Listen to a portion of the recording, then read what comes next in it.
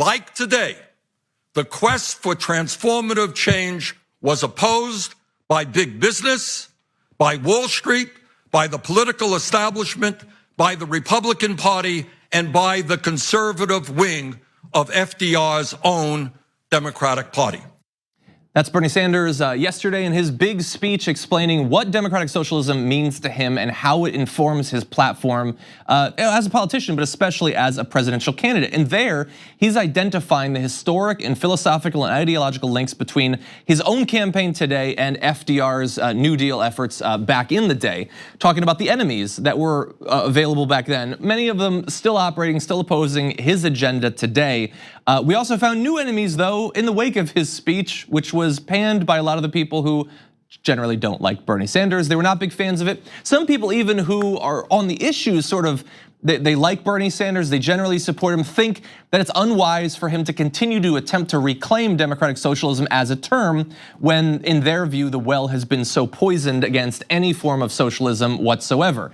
I'm a little bit sympathetic to that point of view, but I do think that language matters, and I don't think that we should continually be forced into retreat from our labels just because right-wing media and think tanks have decided to go on a campaign against them. And so I do appreciate his continued constancy on that term, his willingness to defend it and himself.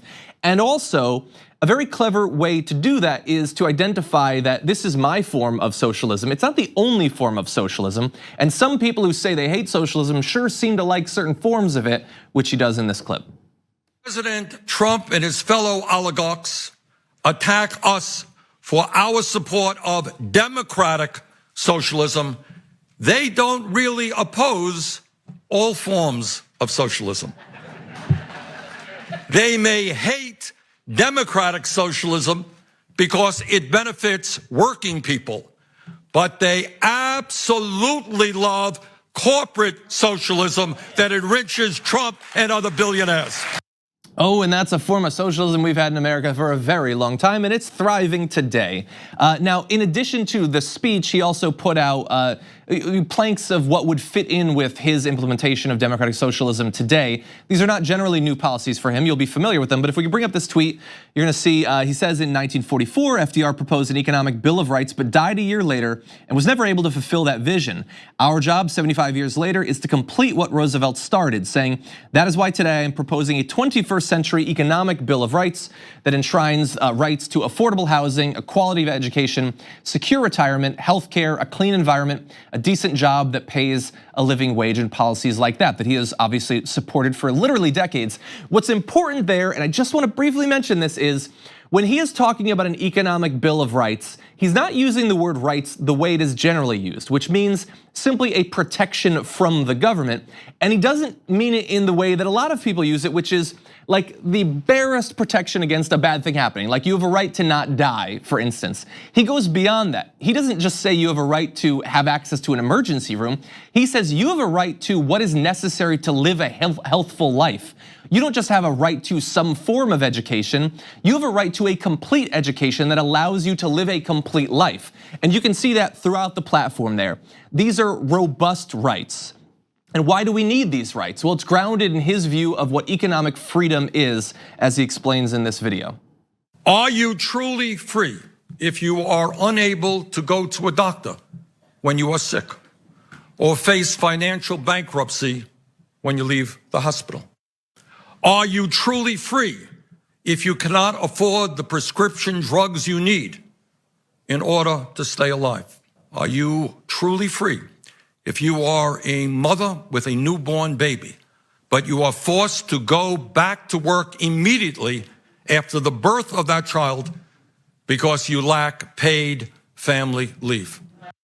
And he had many other examples there. And in a way, what I'm hearing here as he goes through all of these different ways that we use economic freedom to effectively mean we're going to throw you into a swirling vortex. It will be utter chaos, and you will begin to attempt to consume each other. Some of you will grow fat on the flesh of the other people around you, others will be consumed and die. That's economic freedom to some people, and it leads to gigantic bloated billionaires and other oligarchs as he talks to, but for many people it means suffering in squalor and possibly dying as a result of the economic freedom that America has bequeathed to you. He has a very different idea of it. I think an idea that the American working class is gonna find much more appealing. And again, remember that economic bill of rights. The stuff that he talked about there, it looks a lot like Sean Hannity putting up AOC's agenda. You look at it and you think, who actually is against this? And of course, some people are. 20 or 30 or 40% of the country has been manipulated by propagandistic media to think that having access to a secure retirement or quality education is some sort of Venezuelan plot against you. I don't think so, and it's good to have not just one, but multiple candidates in this presidential election who are making the case for economic, both stability, I would say, and dignity effectively in all aspects of our life, allowing us to live complete and full lives. That's what his candidacy is about, and I think he gave a great defense of it in that speech. Here on the Damage Report, we talk a lot about the big banks and their ways of getting rich off the poor. They saturate the market, but there are other options. And I've got info on a socially and environmentally responsible financial institution that has no ATM fees, gives you cash back on every purchase. They even commit 10% of their earnings to charity. It's called Aspiration, and if you go to aspiration.com/TYT to sign up, you'll get these perks, and that's more money to spend or to save or to spend. Just treat yourself.